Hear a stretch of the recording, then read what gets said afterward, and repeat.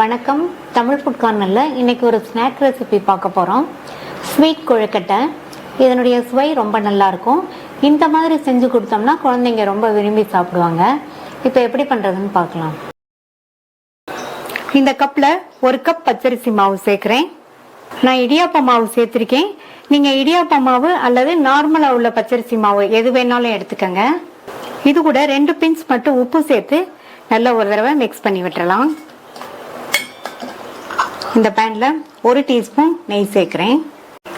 நெய் உருகிருச்சு. 10லிருந்து 12 முந்திரியை உடைச்சு சேர்த்துக்கலாம்.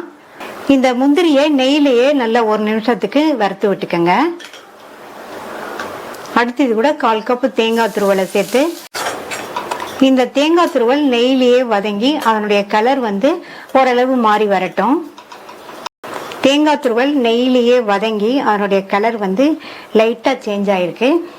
இது ஆறுனதுக்கு அப்புறமா மிக்ஸி ஜார்ல சேர்த்துக்கலாம். மிக்ஸி ஜார்ல சேர்த்துட்டேன். இதுல தண்ணி எதுவும் சேர்க்காம லேஸ் கொரகொரப்பா அரைச்சிட்டு வந்துடலாம். நம்ம எடுத்து வச்ச மாவோட நம்ம இப்ப அரைச்ச முந்திரி தேங்காய் கலவையை சேர்த்துட்டு நல்லா ஒரு தடவை இந்த மாதிரி மிக்ஸ் பண்ணி விட்டுக்கலாம். அடுத்து இதுல வெதுவெதுப்பான தண்ணி வச்சிருக்கேன். இந்த தண்ணிய இந்த மாவுல கொஞ்சம் கொஞ்சமா சேர்த்து மாவை ரொம்ப டைட்டா பிசைஞ்சிடாம ஓரளவு சாஃப்டா இருக்கிற மாதிரி பிசைஞ்சுக்கணும்.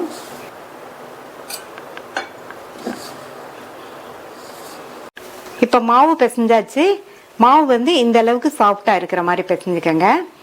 இப்ப இந்த மாவுல இருந்து கொஞ்சம் கொஞ்சமா எடுத்து சின்ன சின்ன உருண்டைகளா உருட்டி வச்சுக்கலாம். இதே மாதிரி எல்லா மாவையும் உருட்டி வச்சுக்கலாம். எல்லா மாவையும் உருட்டி வச்சாச்சு. இனி அடுத்து ஆவியில வேக வச்சுக்கலாம். இட்லி பாத்திரத்துல தண்ணி விட்டு நல்லா கொதிச்சிட்டு இருக்கு. நம்ம உருட்டி வச்ச கொழுக்கட்டையில இதுல வச்சுட்டு மூடி போட்டு ஸ்டவ்வை மீடியம் ஃப்ளேம்ல வச்சிருங்க. இந்த கொழுக்கட்டை வெந்து வர்றதுக்கு 10லிருந்து 12 நிமிஷம் ஆகும். 10 நிமிஷம் ஆச்சு. எல்லா கொழுக்கட்டைகளுமே நல்லா வெந்துருச்சு. இதை வேற ஒரு பாத்திரத்துக்கு மாத்தி வச்சிடலாம்.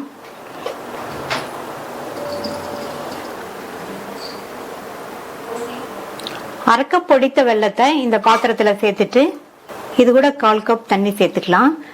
நம்ம எடுத்த 1 கப் மாவுக்கு அரை கப் வெல்லம் கரெக்டா இருக்கும்.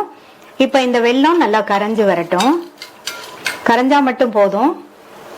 இப்போ வெல்லம் நல்லா கரைஞ்சிருச்சு. இதை வடிகட்டி தனியா எடுத்து வச்சுக்கலாம். வடிகட்டின இந்த வெள்ளக்கரைசலை மறுபடியும் இந்த பேன்ல சேர்த்துட்டு இந்த வெள்ளக்கரைசல் 2-3 நிமிஷம் கொதிச்சு ஓரளவு திக்காய் வரட்டும். பாகு பதம்லாம் எதுவும் பார்க்க வேண்டியதில்லை. இப்ப 2 நிமிஷமா கொதிச்சு வெள்ளக்கரைசல் ஓரளவு திக்காய் வந்திருக்கு. இப்ப இதை ஒரு பவுலுக்கு மாத்தி வச்சிடலாம். இந்த பேன்ல 1 டீஸ்பூன் நெய் சேர்க்கிறேன். நெய் உருகினதும் இதுல ஒரு 5-6 முந்திரியை உடைச்சு சேர்த்துக்கங்க. இந்த முந்திரி ஆப்ஷனல் தான். நீங்க விருப்பப்பட்டா சேர்த்துக்கங்க, இல்லைன்னா ஸ்கிப் பண்ணிடலாம். முந்திரி வறுபட்டு பொன்னிறமா வந்துருச்சு. இது கூட 1/4 கப் தேங்காய் துருவலை சேர்த்துட்டு 1 நிமிஷத்துக்கு நல்லா வதக்கி விட்டுக்கங்க.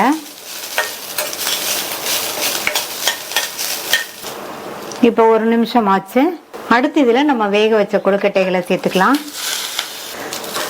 சேர்த்துட்டு ஸ்டவ்வை சிம்ல வச்சு நல்லா இந்த மாதிரி ஒரு தடவை பரட்டி கொடுத்துருங்க. ஸ்டவ் சிம்லயே இருக்கட்டும். வெள்ளக்கரைசலை இதுல சேர்த்துடலாம்.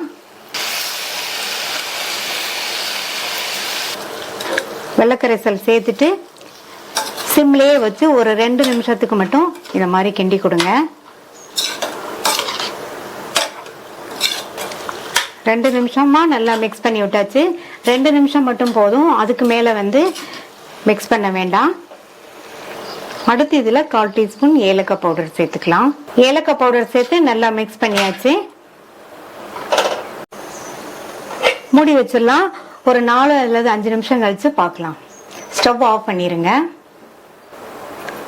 இப்ப 4 நிமிஷம் ஆச்சு. வெள்ளக்கரைசல எல்லாம் கொழுக்கட்டை நல்லா இழுத்து கரெக்டான பக்குவத்தில் இருக்கு.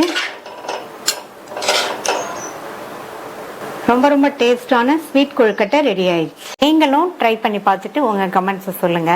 தேங்க்யூ.